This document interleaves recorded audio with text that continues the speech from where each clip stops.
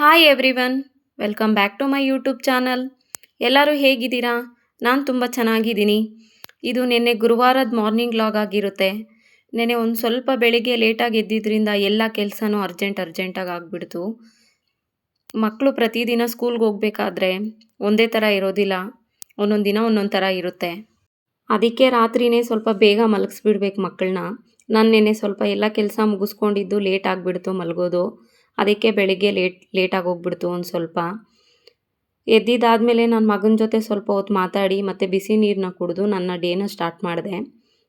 ಸ್ವಲ್ಪ ಹೇಗೂ ಲೇಟಾಗಿ ಎದ್ದಿದ್ದೀನಿ ಅಂತ ಹೇಳಿಬಿಟ್ಟು ಲೇಟಾಗಿ ಹೋಗ್ಬಿಡುತ್ತೆ ಅಂತ ಬೇಗ ಆಗೋ ಟಿಫನ್ನು ದೋಸೆ ಇಟ್ಟಿತ್ತು. ದೋಸೆ ಮತ್ತು ಪಲ್ಯ ಮಾಡಿಬಿಡೋಣ, ಆಲೂಗಡ್ಡೆ ಪಲ್ಯ ಅಂತ ಹೇಳಿಬಿಟ್ಟು ನಾನು ಆನಿಯನ್ಸು ಮತ್ತು ಹಸಿಮೆಣ್ಸಿನ್ಕಾಯಿನ ಕಟ್ ಮಾಡಿ ಸೈಡ್ಗೆ ಎತ್ತಿಟ್ಕೊಂಡಿದ್ದೀನಿ. ಆಲ್ರೆಡಿ ನಾನು ಆಲೂಗಡ್ಡೆನ ವಿಜಿಲ್ಗೆ ಹಾಕಿ ಇಟ್ಕೊಂಡಿದ್ದೀನಿ ಸೈಡ್ಗೆ, ಅದನ್ನೆಲ್ಲ ಬಿಡಿಸಿ ಎತ್ತಿಟ್ಕೊಂಡಿದ್ದೀನಿ.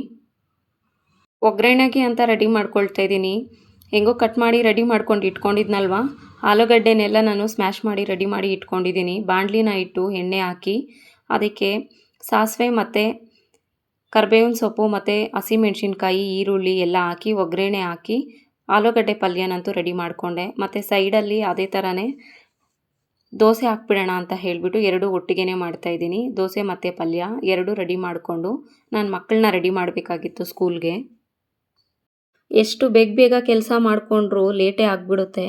ಬಿಕಾಸ್ ಇಬ್ಬರು ಮಕ್ಕಳನ್ನೂ ನಾನು ಒಂದೇ ಸತಿ ರೆಡಿ ಮಾಡಬೇಕಾಗಿದ್ದರಿಂದ ಅವ್ರು ಹೇಳಿದ ಮಾತೇ ಕೇಳೋದಿಲ್ಲ. ಅವ್ರಿಗೆ ಬೇಕು ಅಂದಿದ್ದೆಲ್ಲ ಬೇಕು ಹಠ ಮಾಡ್ತಿರ್ತಾರೆ. ಬೇಗ ರೆಡಿ ಮಾಡೋದು ಎಷ್ಟು ಪ್ರೀ ಪ್ಲ್ಯಾನ್ ಮಾಡ್ಕೊಂಡ್ರೂ ಏನೋ ಒಂದು ಎಡವಟ್ಟು ಆಗಿಬಿಡುತ್ತೆ. ಸೊ ಒಂದು ಸ್ವಲ್ಪ ಹೋಗೋವರೆಗೂ ಟೆನ್ಷನ್ ಇದ್ದೇ ಇರುತ್ತೆ. ಮಕ್ಕಳು ಫಸ್ಟು ಸ್ಕೂಲ್ಗೆ ಹೋಗ್ಬಿಡ್ಬೇಕು. ಮಾರ್ನಿಂಗ್ ಅಂದರೆ ಆಲ್ಮೋಸ್ಟ್ ಎಲ್ಲ ಮದರ್ಸ್ಗೂ ಈ ಥರನೇ ಇರುತ್ತೆ. ನಮ್ಮ ಮನೇಲಿ ಯಾವಾಗಲೂ ದೋಸೆಗೆ ಚಟ್ನಿ ಮತ್ತು ಪಲ್ಯ ಎರಡು ಕಾಂಬಿನೇಷನ್ ಇದ್ರೇ ಅವ್ರಿಗೆ ಇಷ್ಟ ಆಗೋದು. ಆದರೆ ಲೇಟಾಗಿ ಹೋಗ್ಬಿಡುತ್ತು, ಬೇಗ ಮಾಡಬೇಕು ಅಂತ ಹೇಳಿಬಿಟ್ಟು ಬರೀ ಪಲ್ಯ ಮಾತ್ರ ಮಾಡಿಕೊಡ್ತಾಯಿದ್ದೀನಿ.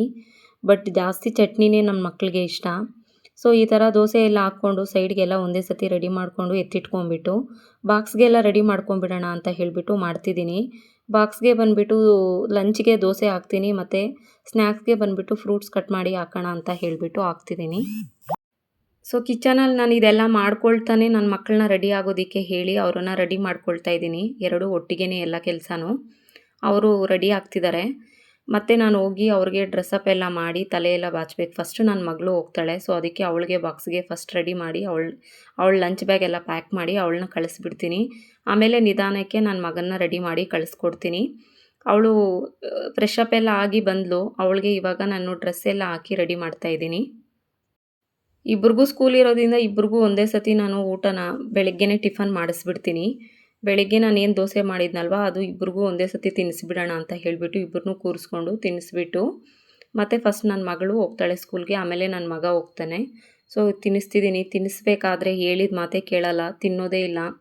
ಪೇಷನ್ಸ್ ಲೆವೆಲ್ ಅಂತೂ ಎಷ್ಟು ಪೇಷನ್ಸ್ ಆಗಿರಬೇಕಂದ್ರೆ ಊಟ ತಿನ್ನಿಸ್ಬೇಕಾದ್ರೆ ಅರ್ಜೆಂಟಾಗಿರಬೇಕಾದ್ರೇ ಅವರು ಊಟ ಮಾಡೋದೇ ಇಲ್ಲ.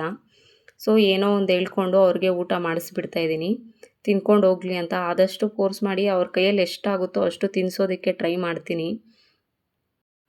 ಏನೋ ಕಷ್ಟಪಟ್ಟು ತಿನ್ನಿಸಿದ್ದಾದಮೇಲೆ ಮತ್ತು ಅವಳಿಗೆಲ್ಲ ರೆಡಿ ಮಾಡಿ ಅವಳಿಗೆ ಜಡೆ ಹಾಕ್ಬಿಟ್ಟು ಅವಳನ್ನ ಕಳಿಸ್ತಾಯಿದ್ದೀನಿ ಸ್ಕೂಲ್ಗೆ. ಅವಳು ಹೋಗಿದ್ದಾದಮೇಲೆ ನನಗೆ ಮೇಯ್ನ್ ಟಾಸ್ಕ್ ಬಂದುಬಿಟ್ಟು ನನ್ನ ಮಗಂದೇ. ಸೊ ಅವನಿಗೆ ತುಂಬ ಕಷ್ಟ, ಅವನಿಗೆ ಡ್ರೆಸ್ಅಪ್ ಮಾಡೋದು ಎಲ್ಲ ಪ್ರತಿಯೊಂದೂ. ಅವ್ನು ಸ್ವಲ್ಪ ಹೇಳಿದ ಮಾತು ಕೇಳಲ್ಲ, ಸ್ವಲ್ಪ ತೀಟೆ ಜಾಸ್ತಿ. ಅವನ ಹತ್ರ ಕಷ್ಟ ನನಗೆ. ತುಂಬ ಹಠ ಅಂದರೆ ಹಠ, ಬಟ್ ಏನು ಮಾಡೋದು, ಹೇಳಿದ ಮಾತು ಕೇಳಲ್ಲ. ನೋಡಿ ನಾನು ನನ್ನ ಮಗಳಿಗೆ ಜಡೆ ಹಾಕ್ತಿದ್ರೆ ಯಾವ ಥರ ಏನೆಲ್ಲ ತೀಟೆ ಮಾಡ್ತಿದ್ದಾನೆ ಅಂತ ಹೇಳಿಬಿಟ್ಟು ಅವಳಿಗೂ ತುಂಬ ಇರಿಟೇಟ್ ಮಾಡ್ತಿರ್ತಾನೆ. ನೋಡಿ ಈ ಥರ ಎಲ್ಲ ಇರ್ತಾನೆ ಆ್ಯಕ್ಟಿವ್ ಆಗಿ. ಬಟ್ ಇಲ್ಲ ಅಂದರೆ ಅವನು ಸ್ಕೂಲ್ಗೆ ಹೋಗಿದ್ದಾದಮೇಲೆ ಬೇಜಾರಾಗುತ್ತೆ.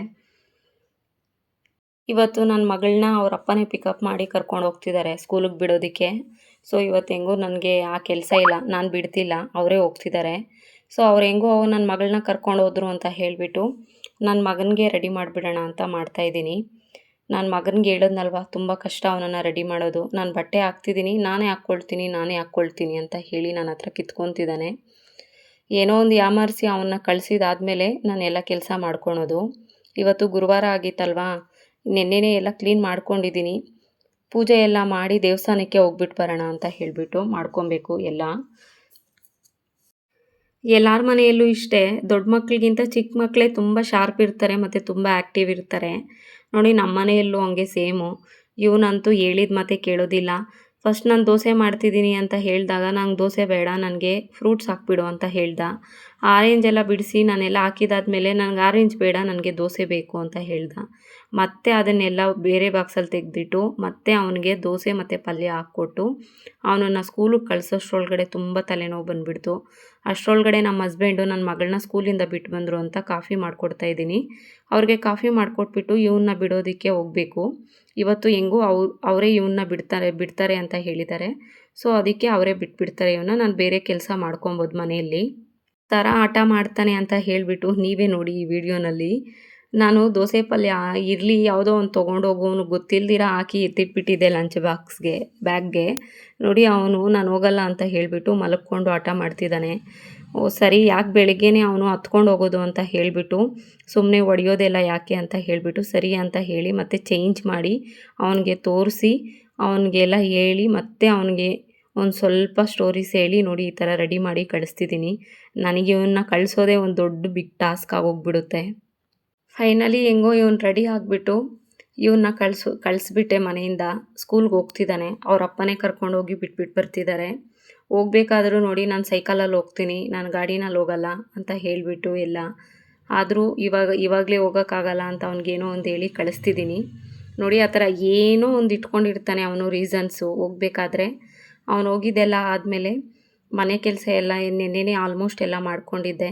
ಅವ್ರಿಗೆ ಅಂತ ಹೇಳಿಬಿಟ್ಟು ನಮ್ಮ ಹಸ್ಬೆಂಡ್ಗೆ ಅಂತ ಹೇಳಿಬಿಟ್ಟು ಮುದ್ದೆ ಮತ್ತು ಸೊಪ್ಪು ಸಾರಿತ್ತು, ಅವ್ರಿಗೆ ಅಂತ ಹೇಳಿಬಿಟ್ಟು ಮುದ್ದೆ ಮಾಡಿದ್ದೀನಿ, ಬಿಸಿ ಬಿಸಿ ಮುದ್ದೆ. ಸೊ ಈ ಥರ ಅವ್ರಿಗೆ ಟಿಫನ್ನು ಅವರು ದೋಸೆ ಮತ್ತು ಇಡ್ಲಿ ಇಷ್ಟಪಡೋದಿಲ್ಲ ಅಂತ ಹೇಳಿಬಿಟ್ಟು ಅವ್ರಿಗೆ ಮುದ್ದೆನೇ ಮಾಡಿಕೊಟ್ಬಿಟ್ಟೆ. ಈ ಥರ ಇರುತ್ತೆ ನಮ್ಮ ದಿನ.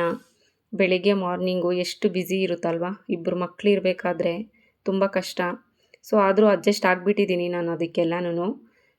ನಿಮ್ಗೆ ಈ ವಿಡಿಯೋ ಇಷ್ಟ ಆಗಿದೆ ಅಂತ ಅಂದ್ಕೊಳ್ತೀನಿ. ಈ ವಿಡಿಯೋ ಇಷ್ಟ ಆಗಿದ್ದರೆ ಲೈಕ್ ಮಾಡಿ, ನನ್ನ ಚಾನಲ್ನ ಸಬ್ಸ್ಕ್ರೈಬ್ ಮಾಡ್ಕೊಳ್ಳಿ. Thank you.